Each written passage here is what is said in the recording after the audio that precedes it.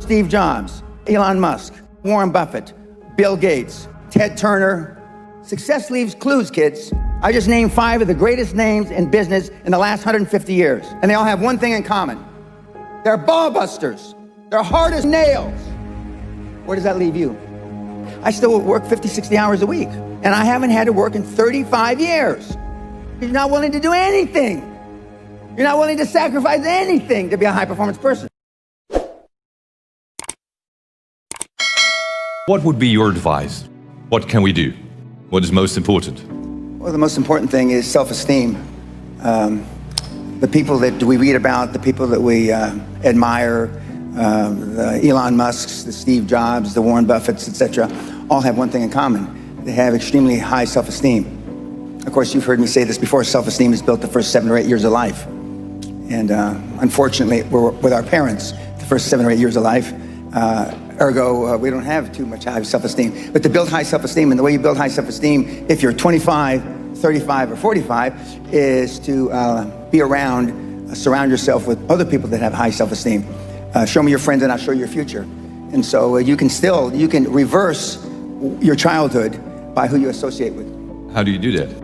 Well, you find people that are where you want to be, but they're already there. You're 22 years old, you're 32, you're 41 years old, and there's a guy or a gal who's 45 years old who is where you want to be. They've accomplished a lot of things. If you're into, they're saving the world, they're using their money for good causes, go associate with those people, be around those people. And they're easy to find, but they're not going to knock on your door. They're not going to come to your apartment or your flat and ask you, oh, can I help you? And the best tool I've ever seen, it's like it was designed for this, is LinkedIn. It's the best social media tool for what we're discussing. And you can find these people. Now just remember, everybody that's on LinkedIn, all the, 20 million or whatever people that are on LinkedIn are all there for one reason. They're there because they want to do business, they want to meet people. Unlike some of the other social medias like Facebook or Twitter. But I mean, LinkedIn, they're there for a common purpose. They have a common bond, they have a common goal. They want to expand their horizons, and it's a great tool. I had self-esteem. I didn't know till I got grown up and was an adult that everybody didn't have self-esteem. I didn't understand that. I didn't realize that everybody didn't have self-confidence. I didn't realize that everybody didn't have self-worth. Gallup did a poll in 2016, worldwide, 87.6% of all the people on the planet. We'll just round it off. 87% of everybody that walks the face of the earth, 7.65 billion people, are unhappy. The high-performance people, the one thing that they all have in common is they're hungry. Hungry for a better life. Hungry for change. Hungry for the tough love their parents didn't give them. So is that what it needs? You have to be hungry, you need to feel the pain. Growth only comes through pain. No pain, no gain. It's the same in life.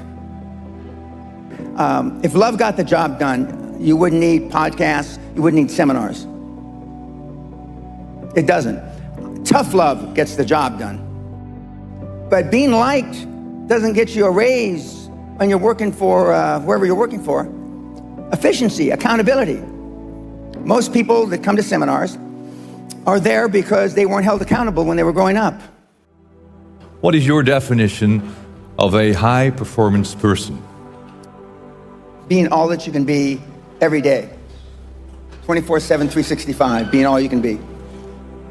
I asked the question a couple days ago, how many of you can raise your hand with this, how many of you have kids?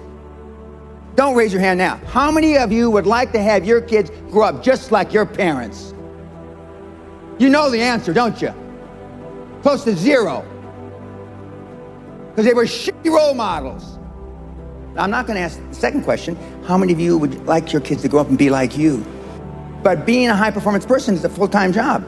I'm like this when I wake up in the morning to brush my teeth. I'm like this when I brush my teeth before I go to sleep.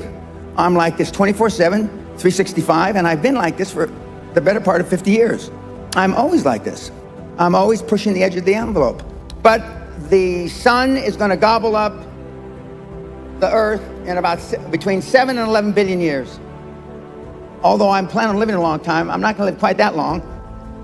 But I just work hard. I don't know any other thing than hard work. And hard work is out of favor now. It just is. But I'm a dying breed. I'm a Neanderthal. I understand that. I'm sad to say that, because I know it's a sad commentary for the human race. Because you're not willing to make any sacrifices to be high performance. I still work 50, 60, I don't consider it work. I still work 50, 60 hours a week. And I haven't had to work in 35 years. So the bottom line, you're not willing to do anything. You're not willing to sacrifice anything to be a high performance person. It sounds strange in hindsight. I found making $450 million easy. Easy. And I wanted to do something more with my life. And so when I got into the financial coaching, I wanted to change the fabric of financial coaching, which I have. And I wanted to be known as, and now that's what they call me, the greatest of all time. But this was just me flapping my mouth 25 years ago. Now I am the greatest of all time, vis-a-vis creating wealth through people like yourselves. And I wanted to leave that legacy. And I wanted people like, I'm from the Bilyeu, I'm a real rough background, been in jail 5 times, did a lot of ugly things. But I'm glad it happened to me, because I know what the other side, like some of you have never been kicked in the teeth. I know what it is to be kicked in the teeth and my teeth be on the pavement. I know what that feels like. I know the humiliation. Forget the pain, you get over the pain. I wanted the poor kids to understand that they had a methodology, there was a methodology used by one of them that was once poor and got in a lot of trouble. You can do it if you want to do it bad enough. The operative part of that little description is if you want it bad enough. Muhammad Ali, arguably one of the greatest fighters ever, he was talking shit since he was 14, 15 years old, I'm the greatest. Before he ever had a professional fight. My father said, if you've got something in your mind, it should come out of your lips. The squeaky wheel gets the grease. And you've been taught all your life not to ask. You've been trained, keep your head down, don't embarrass yourself, don't embarrass the family, don't say things that may not happen. And I do just the opposite. I tell you to set goals beyond your lifetime. I tell you to set goals as soon as humanly possible. When kids come to me, they want to make $1 million, 10 million, and then when they've made 100 million, they say, Mr. Pena, we would have never, ever dreamt that we could create 100 million until we met you. You will never exceed your highest expectation. You will never exceed your highest, craziest thought. Never. That's a guarantee.